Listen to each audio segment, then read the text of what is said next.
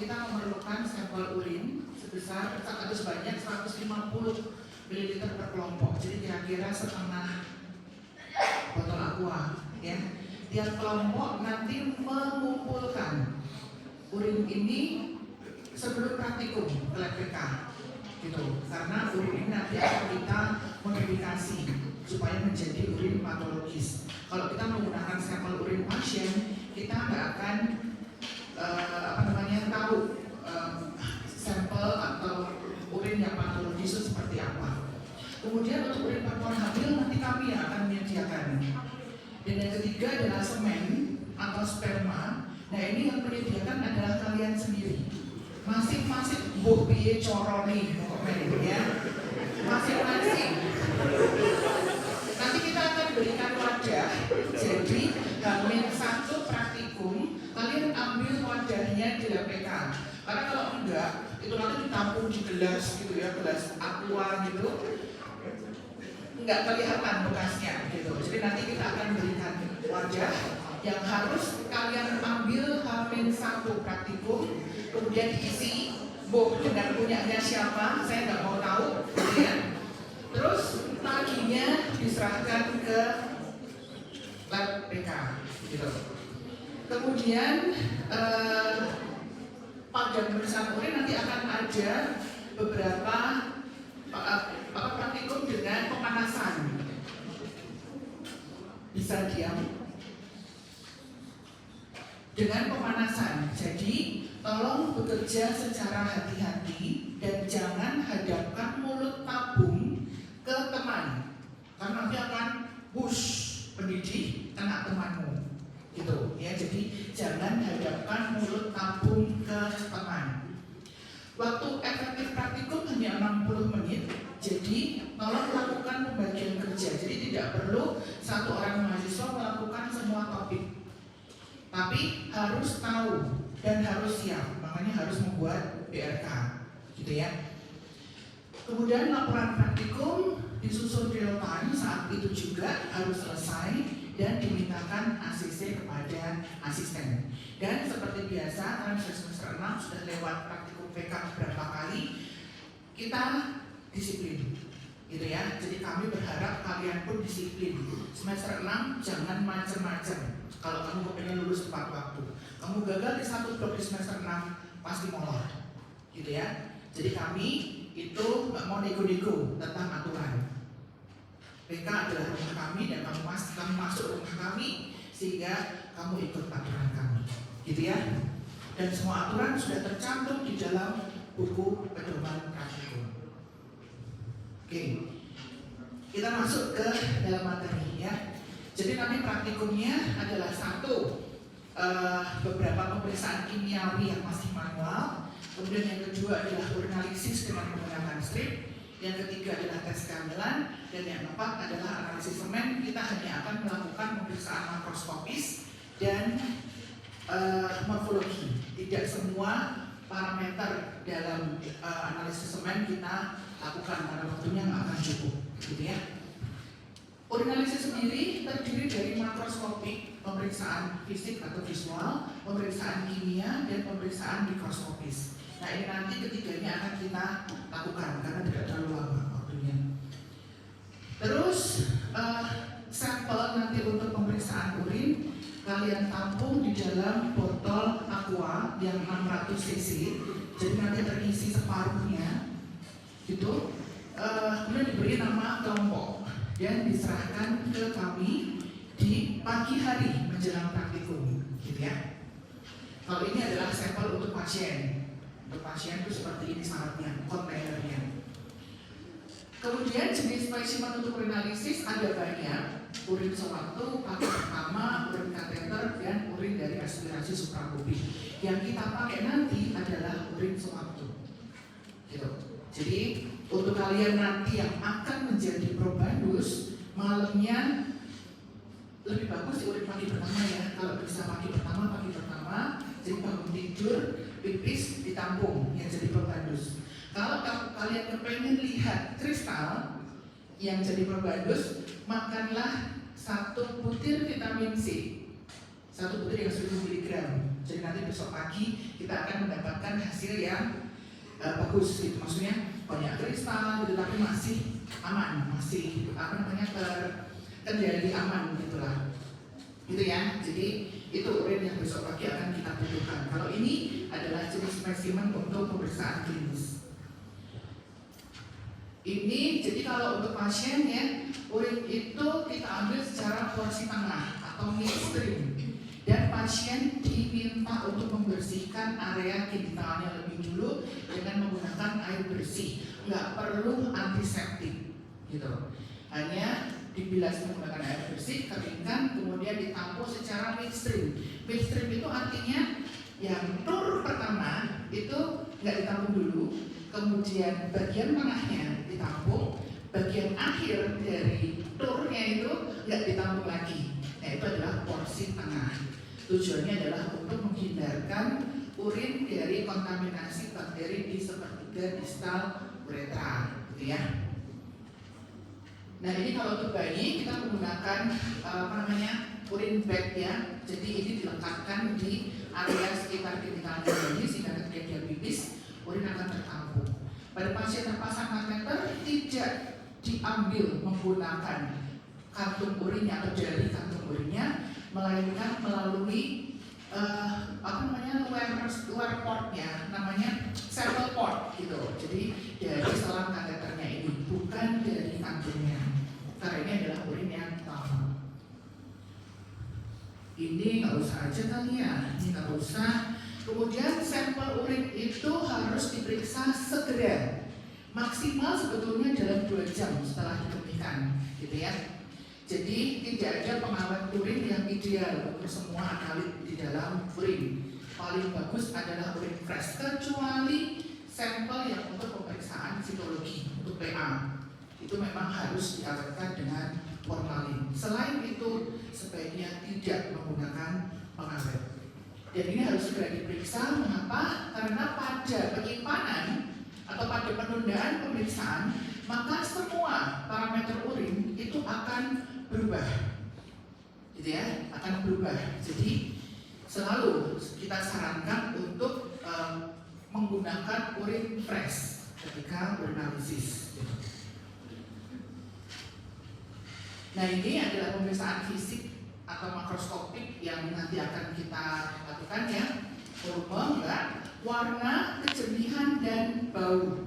Jadi dokter itu harus peka dengan bau, ya, nggak boleh hanya mencium bau wangi tok gitu. Karena pasien pun nanti nggak semuanya wangi, gitu ya. Bahkan bau-bau tertentu itu bisa menggambarkan atau mengarahkan kita ke suatu penyakit. Kemudian volume urin, ya, diuresis normal, pembentukan urin normal sekian pada orang dewasa, dan siang hari itu lebih banyak, gitu ya, karena terkait dengan aktivitas fisik. Warna normal itu kuning, ya, warnanya kuning, bukan kuning tua, ya, kuning muda juga enggak, jadi antara kuning muda dan kuning tua. Ini besok pagi akan kita lihat ya, besok nanti. Kemudian bisa berwarna-warna, urin itu bisa bermacam-macam warna, tergantung pada berapa duresisnya, obat atau makanan yang dikonsumsi pasien, dan adanya penyakit-penyakit tertentu. Jadi urin itu bisa warnanya seperti sirup melon atau ungu seperti ini. Kemarin kami ada laporan kasus namanya purple bag urine syndrome gitu. Jadi urinnya itu di dalam kantong urin warnanya ungu. Nah, itu kita tulis sebagai laporan kasus, kita presentasikan di internasional gitu. Jadi itu urin bisa macam-macam warnanya ya. Kemudian kejernihan normal juga nggak jernih-jernih amat sebetulnya. Tetapi kalau kamu taruh kertas putih ada tulisan hitam di belakangnya, tulisan itu masih samar-samar terlihat. Nah, itu adalah urin normal. Kalau jernih banget justru nggak normal, karena dia adalah urin yang encer gitu. Kalau seperti ini itu malah nggak normal sebetulnya. Ini adalah urin yang encer ya. Jadi ginjal yang normal itu masih mampu memekatkan urin sehingga warnanya itu lebih atau relatif atau agak kuning gitu, bukan warna yang jernih. Kemudian kita masuk ke pemeriksaan kimia. Pemeriksaan kimia akan kita lakukan nanti 6 ini, ya. Yang ini kita lakukan secara terpisah. Jadi pH urin, protein urin, glukosa urin, bilirubin, dan darah itu kita lakukan dengan tadi ada pemanasan tadi. Kemudian yang terakhir kita menggunakan strip atau cari celup atau dipstick. Nah ini pH kita lakukan dengan menggunakan kertas lakmus. Jadi gampang, urin diteteskan di atas kertas lakmus. Kemudian nanti warnanya dibandingkan dengan warna dari indikatornya 1 sampai 11 ya, dia ada di mana gitu. pH normal adalah antara 5 sampai 7. Kemudian pemeriksaan protein urin dengan menggunakan SSA atau sulfosalicylic acid. Ya, kita nanti akan menilai presipitasi yang terlihat sebagai kekeruhan. Ini adalah alatnya, kita menggunakan reagen asam sulfosalisil 20%. Ingat ya, asam 20% itu cukup pekat. Jadi tangan hati-hati, kalau kena ini bisa terbakar, gitu ya. Nah, nanti akan menilai presipitasi seperti ini, gitu, tanpa menggunakan pemanasan kalau yang ini ya.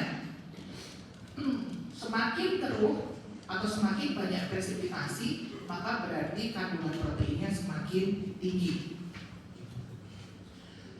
Kemudian ini sama ya, sama.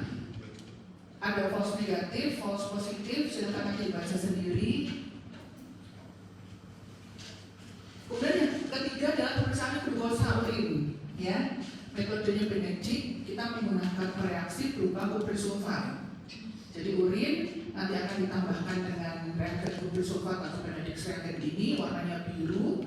Kemudian nanti akan terbentuk presipitasi warna merah bata kalau ada glukosa, gitu ya. Nah ini nanti menggunakan pemanasan.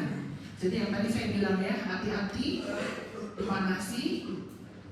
Dipakai torch ya, kalau kita pakai bunsen, nanti akan terbentuk perubahan atau gradasi warna dari kehijauan sampai merah bata kalau ada glukosa, gitu ya. Kalau ini negatif, semakin ke sana semakin positif tinggi.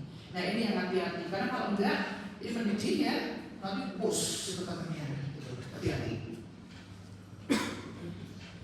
Sama, false positif, false negatif. Kemudian yang keempat adalah pemeriksaan bilirubin. Jadi untuk menilai ada tidaknya bilirubin di dalam urin, kita menggunakan metode Foset. Ya, Foset ini masih saya gunakan sampai sekarang untuk konfirmasi kalau dengan strip urinnya positif. Nah, saya masih menggunakan pemeriksaan yang ini. Ini menggunakan reaksi berupa barium klorida, ya. Ini juga tidak menggunakan pemanasan kayaknya ya, nggak pakai. Nah nanti yang kita lihat adalah adanya warna biru kehijauan pada kertas saring. Jadi nanti akan ada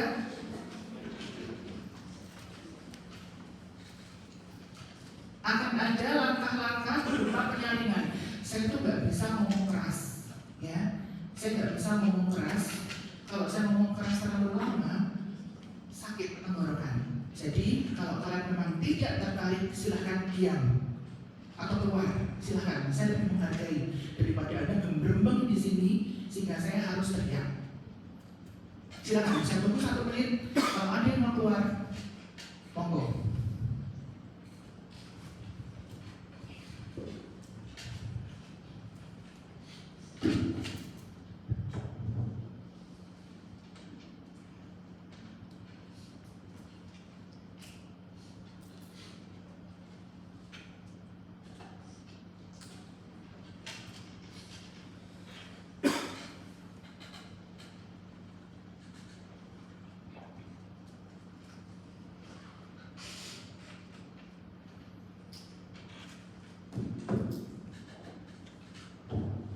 Ya, kalau nggak ada, kita sepakat ya, tidak ada suara kecuali bertanya.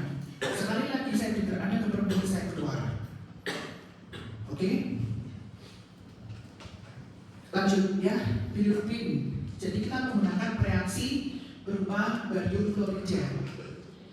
Kemudian nanti akan ada langkah-langkah mencampur, menyaring gitu ya, pakai corong gitu. Kemudian di kertas saringnya kalau ada perubahan warna biru kehijauan, maka berarti itu ada bilirubin. Gitu. Itu bilirubin ya. Kemudian yang keenam adalah pemeriksaan darah di dalam urin dengan metode benzidin. Kita menggunakan reaksi berupa benzidin basah. Ya, ini prinsipnya adalah menggunakan sifat hemoglobin sebagai peroksidase. Jadi dia akan berperan sebagai peroksidase yang akan menguraikan hidrogen peroksida di dalam benzidin ini, mengoksidasi benzidin sehingga akan mengubah warna menjadi biru, gitu. Nah ini juga menggunakan pemanasan, ya. Jadi kembali hati-hati. Langkah-langkahnya nanti silahkan dibaca. Yang penting adalah kita nanti akan menggunakan asam asetat glasial, asam asetat pekat dengan konsentrasi 96 atau 99% gitu. Jadi baunya ini sangat menyengat. Dan kalau tetes sampai netes sepatu aja bolong gitu. Sehingga ini kami sentralkan nanti di satu meja. Kalian datang ke meja itu untuk mengambil. Tidak kami bagi satu-satu ke setiap meja, nanti guling seruangan bau, gitu ya. Ini kita menggunakan asam asetat glasial, kemudian dipanaskan, ya. Dan hasilnya itu harus dibaca dalam waktu 5 menit, jangan lebih. Gitu, karena kalau lebih nanti akan menimbulkan reaksi positif palsu. Itu critical step pada pemeriksaan darah di dalam urin ini. Kemudian ini tadi ya, jadi warnanya akan ada mulai dari hijau, kehijauan sampai kebiruan, bahkan biru tua kalau kadar Hb-nya itu tinggi, gitu ya. False positif, false negatif. Oke, itu adalah pemeriksaan yang teknisnya adalah manual. Kita mencampur urin dengan berbagai reaksi, gitu ya. Nah, yang lanjutannya ini kita menggunakan carik celup atau dipstick. Nah, dipstick itu berupa strip seperti ini, satuan seperti ini dari plastik yang ditempeli oleh reagen-reagen reaksi. Jadi kalau di dalam gambar ini ada 1, 2, 3, 4, 5, 6, 7, 8 pet. Sehingga nanti akan ada 8 jenis pemeriksaan yang bisa dilakukan menggunakan strip ini. Yang kita pakai nanti ada 10 pet. Jadi ada 10 parameter yang bisa diperiksa dengan menggunakan strip kita. Nah, kemudian ini adalah prinsip-prinsip reaksinya. Saya nggak mungkin membacakan semua, yang menjelaskan semua. Nanti silahkan. Ini saya sudah berusaha menuliskan dengan cukup lengkap sehingga nanti bisa kalian baca sendiri, ya. Jadi ada 10 tes, yaitu pH, berat jenis, protein, glukosa, keton, kemudian leukosit ekstase, nitrit, blood, bilirubin, dan urobilinogen. Jadi ada 10 parameter yang bisa kita periksa dengan single strip. Nah, stripnya itu bentuknya seperti ini. Di masing-masing reagen padnya itu ada susunan berlapis berupa nalemes, kemudian reagennya, kemudian absorbernya yang untuk menyerap urin dari dalam sampel, kemudian ada carrier fluid. Nah, langkah pemeriksaannya yang kritikal adalah masukkan strip tadi tegak lurus ke dalam tabung sampel. Kemudian tapis diangkat, jangan terlalu lama, cukup 1 detik saja, tetapi seluruh pad 10-10-nya itu harus terendam urin, gitu ya. Kemudian diangkat 1 detik, kemudian sisa urin ditapiskan di dinding dari kontainer. Ini harus dilakukan karena kalau enggak nanti berlebihan dan akan bleber ke reagen pad kanan kirinya sehingga mengganggu pembacaan, gitu ya. Kemudian sisa urin dikeringkan, dan setelah waktu yang ditetapkan oleh pihak pabrikan, maka perubahan warna yang terjadi dalam setiap pack ini kita bandingkan dengan color chart yang ada di botol dari reagennya. Nanti tiap meja kita berikan satu botol dan beberapa 5 atau berapa strip gitu Pak. Itu ya, nanti kita cocokkan perubahan warna yang terjadi. Nah, langkah-langkah ini mesti diikuti karena kalau kan kita mengganggu. Seperti ini, setelah terjadi perubahan warna pada strip, maka kita cocokkan dengan color chart yang ada di botol. Gitu. Perubahan warna atau intensitas warna yang terbentuk akan proporsional dengan jumlah substansi yang ada di dalam urin. Makin ke sana, makin tinggi positivitasnya, gitu ya. Nah, pH itu kita pakai untuk menilai status asam basa dari sampel, gitu ya. Berat jenis itu menunjukkan status hidrasi salah satunya. Ini adalah rangkuman, ya, bukan hanya ini sebetulnya. Berat jenis itu menunjukkan status hidrasi. Urin dengan berat jenis tinggi menunjukkan bahwa urin itu pekat, ya, pekat. Leukosit esterase nitrit itu perannya adalah dalam deteksi infeksi, jadi sebagai indikator infeksi saluran kemih, gitu ya. Protein yang dideteksi terutama adalah albumin. Ini terutama adalah untuk menilai fungsi filtrasi glomerulus, ya, fungsi filtrasi glomerulus. Kemudian glukosa, jelas glukosuria itu terjadi pada kondisi diabetes. Jadi nanti kadar glukosa urin itu harusnya menggambarkan kadar glukosa darah.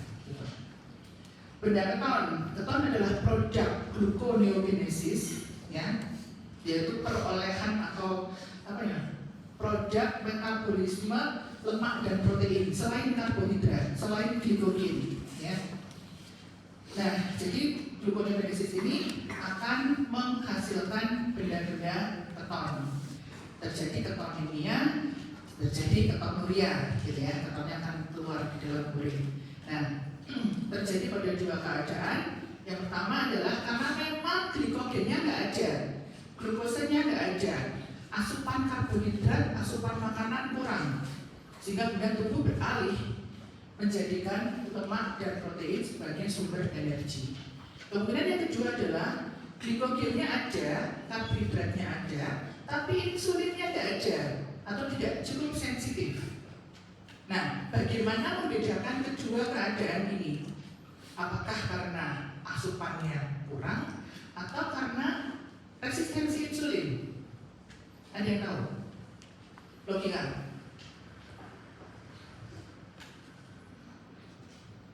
Kalau asupannya kurang, kadar glukosa darah gimana? Rendah atau tinggi? Rendah. Kalau rendah, di glukosa di urin ada enggak? Tidak ada, negatif. Kalau yang terjadi adalah glukosanya ada, tapi insulinnya tidak ada atau tidak cukup sensitif, berarti glukosanya darah naik, glukosa urin akan naik. Gitu. Jadi bedanya dua keadaan tadi adalah sama-sama ketonuria, tetapi pada DM glukosa urin positif, pada low intake glukosa urin negatif, gitu ya. Uroglikogen, bilirubin, dan darah. Nah, slide ke belakang ini nanti isinya adalah apa yang mengakibatkan abnormalitas hasil pada pemeriksaan strip urin. Banyak banget ya, nanti silakan kalian baca sendiri dan cari mengapa seperti itu, gitu ya, mengapa seperti itu. Misalnya nih, diet vegetarian, kandungan buah-buahannya, makan buah-buahan banyak, kenapa malah bikin urin basah? Cari ya, reasoningnya apa, gitu. Nanti akan banyak sekali. Nah, kalau saya lebih senang logika, saya tuh nggak senang hafalin. Jadi semua seperti ini biasanya akan saya cari reasoningnya apa, biar tidak terlalu payah menghafal, gitu ya. Nih, ini adalah berat jenis urin. Urin normal berat jenisnya 1010 sampai 1025. Namanya isostenuria. Kurang dari itu hipostenuria, lebih dari itu hiperstenuria. Ya, tapi silakan kalian baca sendiri buahnya di sini. Saya lewatin aja ya, karena cukup jelas. Saya tuliskan di sini, nggak mungkin waktunya cukup. Kemudian ini adalah langkah pemeriksaan untuk sedimen. Jadi tadi sudah makros, kimia dengan strip. Yang ketiga adalah mikroskopik atau sedimen.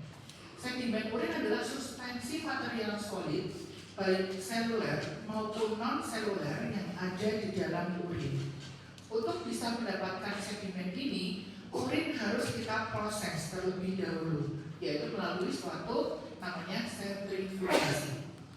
Jadi urin kita masukkan ke dalam tabung yang ujungnya runcing, harus runcing ya, karena kalau tidak runcing maka tidak akan terbentuk konsentrat sedimen di sini. Jadi tabungnya harus yang tabung runcing. Kita sediakan beberapa tabung besok untuk pemeriksaan atau membentuk sedimen. Ambil yang tabungnya runcing, ujungnya runcing.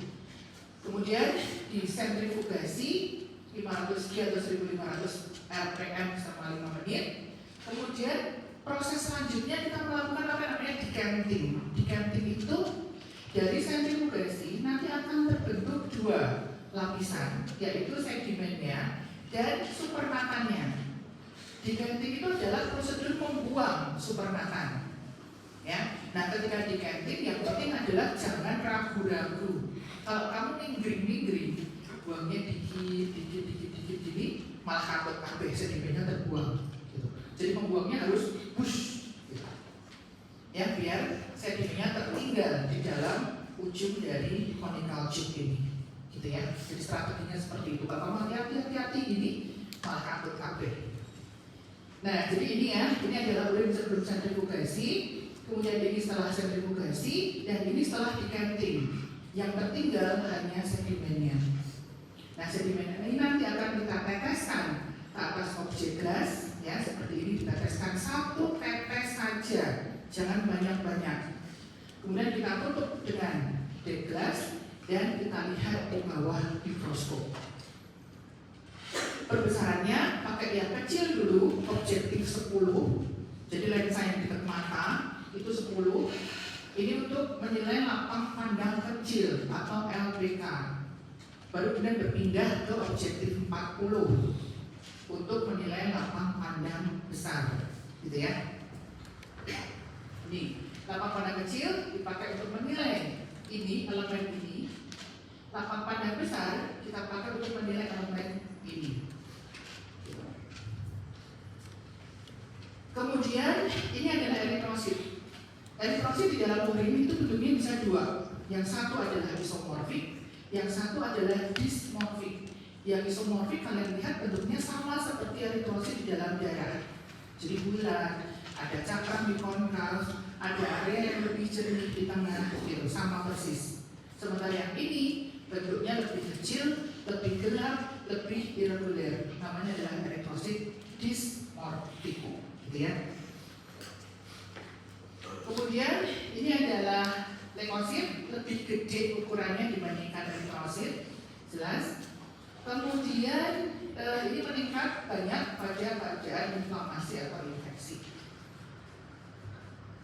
Kalau dengan pengecatan kita bisa membedakan adanya leukosit gelap dan leukosit terang, ya, berbeda makna. Tapi kita nanti tidak melakukan pengecatan. Kemudian sel epitel di uretra ada 3 jenis uretra. Di dalam urin ada 3 jenis sel ini, yang ini dan ini normal ada. Yang ini jelas abnormal, ya, nggak boleh ada yang ini. Benang mukus itu normal, masalah. Kemudian kristal ada yang kristal normal, ada kristal patologis. Kristal normal itu kalau ditemukan dalam jumlah yang sedikit itu wajar, gitu ya. Kalau banyak itu kemungkinan besar karena urinnya ini pekat. Biasanya pada pasien-pasien yang dehidrasi itu kristal normalnya berada dalam jumlah banyak. mendapatkan kristal patologis, ya berarti pasti ada abnormalitas, gitu ya. Kemudian dibagi juga menjadi kristal dalam urin asam dan kristal dalam urin basah. Jadi kristal-kristal yang terbentuk dalam urin asam dan kristal-kristal yang terbentuk dalam urin basah, ya.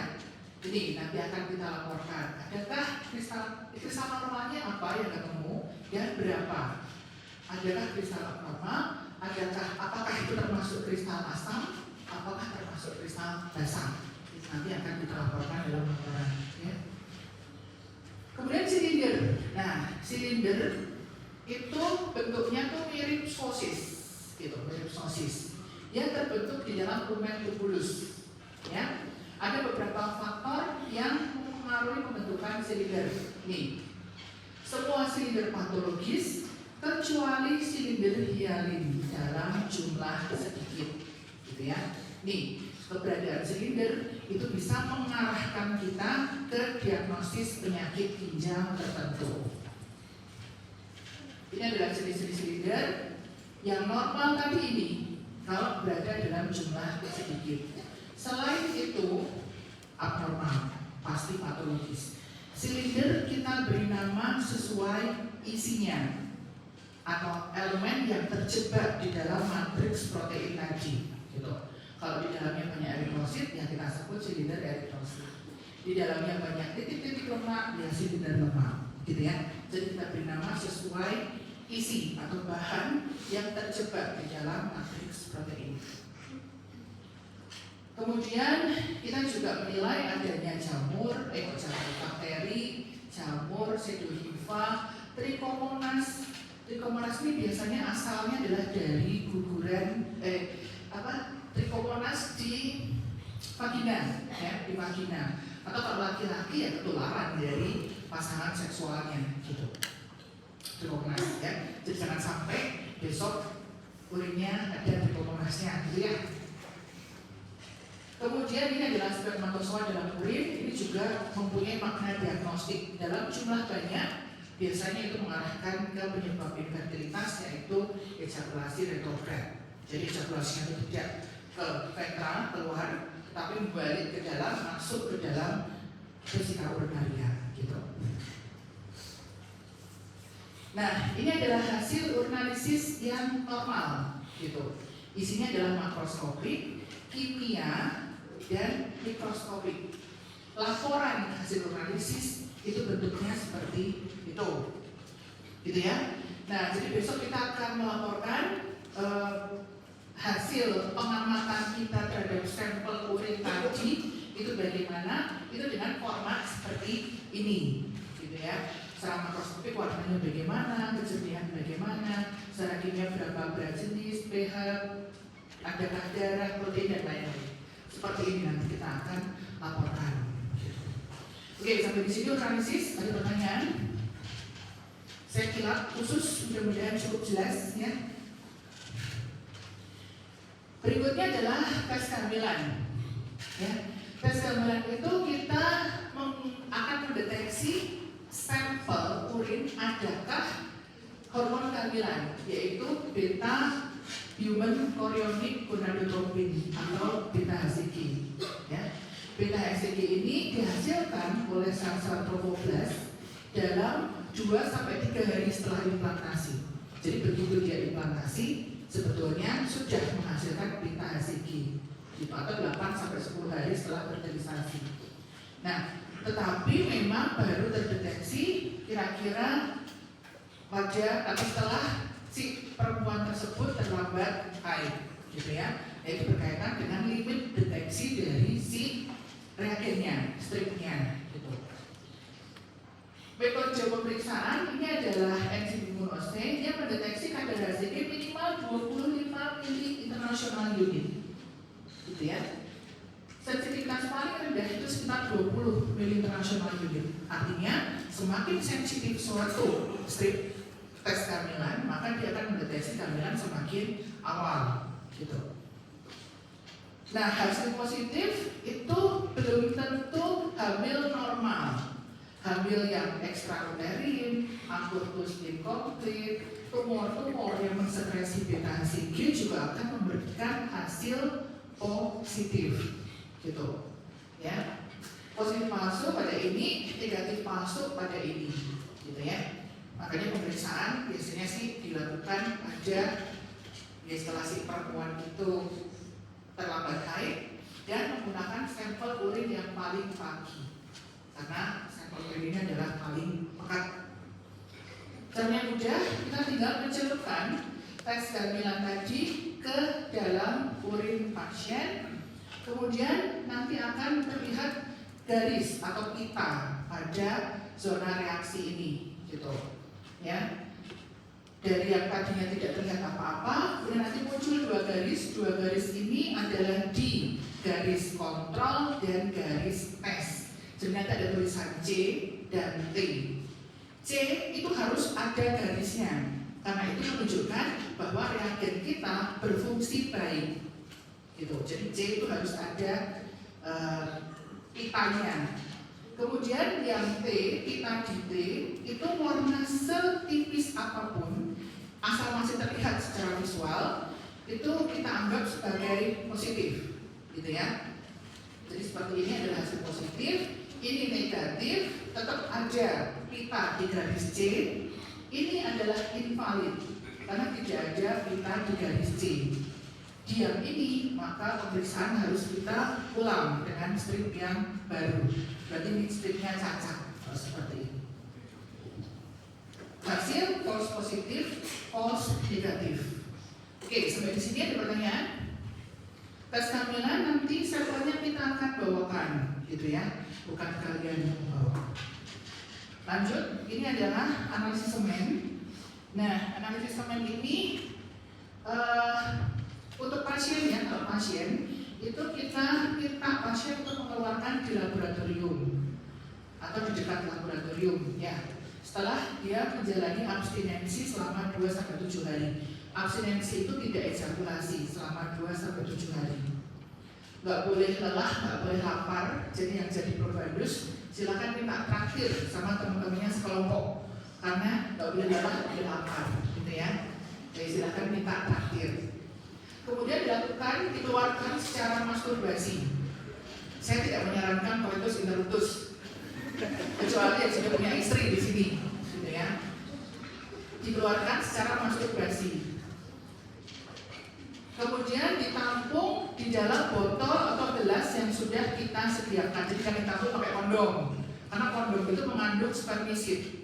Ya, jadi nanti spermatozoanya akan mati, gitu. Jadi ditampung langsung dikeluarkan di botol yang kita berikan nanti. Dikeluarkan di rumah maksimal 30 menit sampai kalau terpaksanya yang dikeluarkan di rumah, karena ada pasien yang benar-benar nggak bisa mengeluarkan di laboratorium, ya udah kita tunggu sampai 1 jam nggak metu-metu sampai kamar mandi gitu. Akhirnya ya sudah kita izinkan untuk periksa di rumah, ambil dapat dikeluarkan di rumah, tapi harus sampai di lab maksimal 30 menit setelah dikeluarkan, gitu ya. Kemudian analisis semen yang lengkap itu isinya ini semua, tapi nanti akan kita lakukan hanyalah makroskopis dan morfologi. Nggak mungkin kita lakukan semua, ya. Waktunya nggak cukup. Jadi untuk makroskopis kita menilai likuifaksi, seberapa lama semen itu mencair. Jadi semen itu dikeluarkan dalam bentuk gel, biasanya seperti jelly gitu. Kemudian dalam waktu 30-60 menit akan mencair karena aksi dari enzim-enzim proteolitik di dalam semen, gitu ya. Sehingga lebih cair dan pemeriksaan dilakukan setelah semen itu mengalami likuifaksi sempurna. Viskositas, warna, volume, bau, ya sekali lagi bau. Jadi nggak boleh jijikan kalau masuk kalau jadi dokter itu. Dan pH. Mikroskopis meliputi motilitas, visualitas, jumlah spermatozoa, morfologi, jumlah lemosit, agregasi atau aglutinasi spermatozoa. Ini kalau komplit, ya. Yang kita lakukan hanya ini dan ini. Cara membuat preparat itu sama seperti membuat sediaan hapus darah tepi. Jadi kita teteskan 1 tetes aja Kemudian kita buat hapusan seperti ini. Kemudian kita cat, ya. Kemudian dilihat dengan menggunakan objektif berbesaran 1000 ya, dengan objektif 100 menggunakan minyak MFC. Nah, kita menilai adanya kelainan. Jadi spermatozoa normal itu seperti ini. Ada kepala, ada leher atau midpiece, dan ada ekor. Kepala itu kira-kira bentuknya segini, leher itu segini. Yang panjang adalah ekornya, gitu ya. Nah, kita menilai abnormalitas morfologi di kepala, di leher, dan di ekor. Kepala normalnya bentuknya oval, tepinya halus, reguler. Ada akrosom. Akrosom itu adalah zona bening di ujung kepala atau di area kepala. Itu sekitar 40-70% luas dari area kepala. Kemudian midpiece itu panjangnya kurang lebih sama dengan kepala, ya. Aksis midpiece-nya itu harus masuk tegak lurus. Jadi lehernya ini masuk ke sini itu tegak lurus, nggak boleh menyamping gitu. Kemudian residu sitoplasma nggak boleh ada. Ekor diameter sama dan makin lama makin mengecil, gitu ya. Panjangnya 10 kali panjang kepala.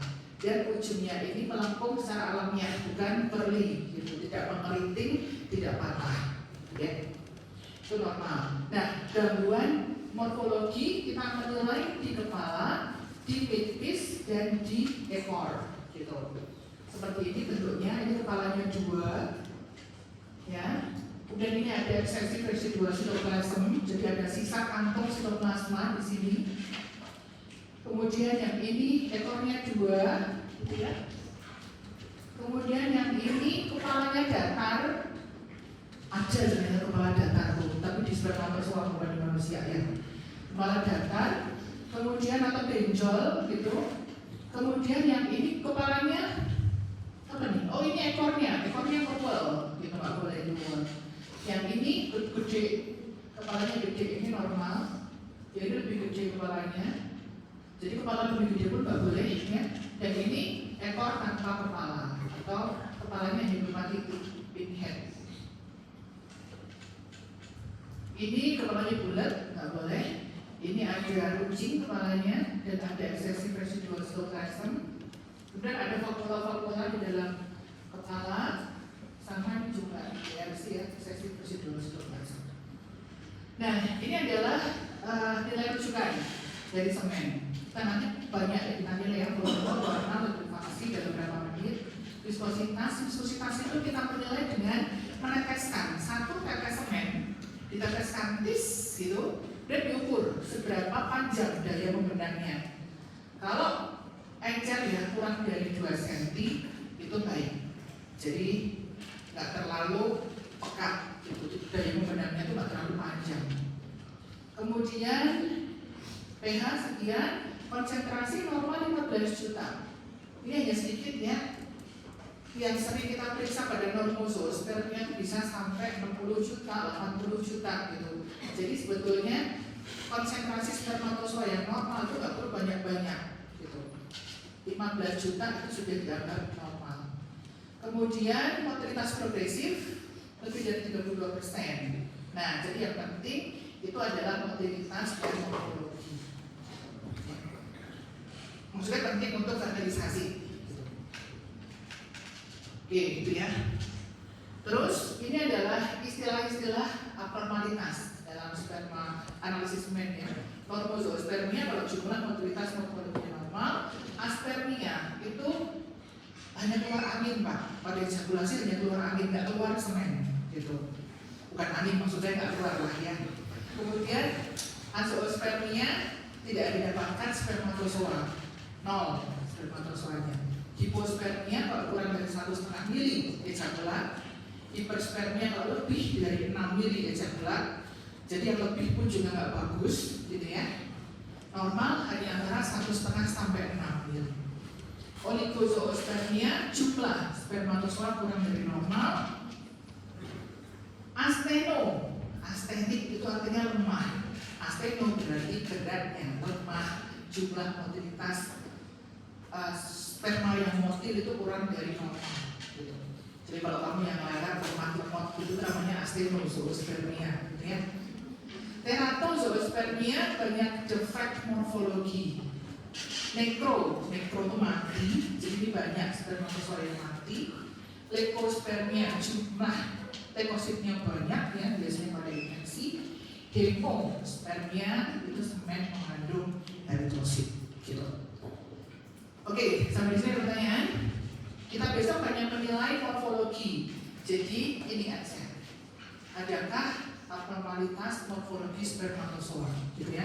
Jangan khawatir kalau hasilnya hanya sedikit, karena pada dasarnya morfologi normal itu memang hanya 4% Pak. Jadi 96% itu memang abnormal morfologinya. Jadi yang jadi probandus jangan khawatir ya.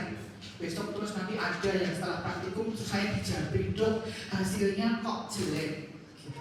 Morfologinya jelek. Yang nggak normal banyak, yang normal aja butuhnya cuma segini kok. Ini ya, ada pertanyaan sampai di sini? Silakan. Kalau misal dalam waktu 30 menit itu apakah mungkin morfologinya itu yang dari normal terus waktu dicek jadi normal? Bisa, karena yang jelas nanti pada waktu praktikum ya, itu kan waktunya lama tuh, kamu nyarapannya aja pagi. Kita praktikumnya kelompok siang-siang, gitu kan pasti lebih dari 2 jam gitu. Jelas itu akan berpengaruh. Kemudian yang kedua, ketika membuat sediaan ampus, ketika mengeringkan, ketika mewarnai, ketika mengeringkan lagi, mencuci, nah itu kan jelas akan berubah morfologinya. Bisa. Bahkan yang tadinya diperiksa normal, dan diulang pemeriksaan dengan sampel yang sama beberapa waktu lagi gitu, beberapa saat berikutnya, berubah ini angkanya. Jadi makanya waktu itu kalau di laboratorium menjadi hal yang sangat mudah. Yang lain ada? Enggak? Kalau enggak kita akhiri ya pas jam 7.48. Terima kasih bagiannya. Jangan lupa tadi yang tadi ya masalah sampel gitu. Kalau tidak ada yang kelompok tidak menggunakan sampel, tidak diizinkan. Oke, terima kasih. Selamat pagi. Assalamualaikum warahmatullahi wabarakatuh.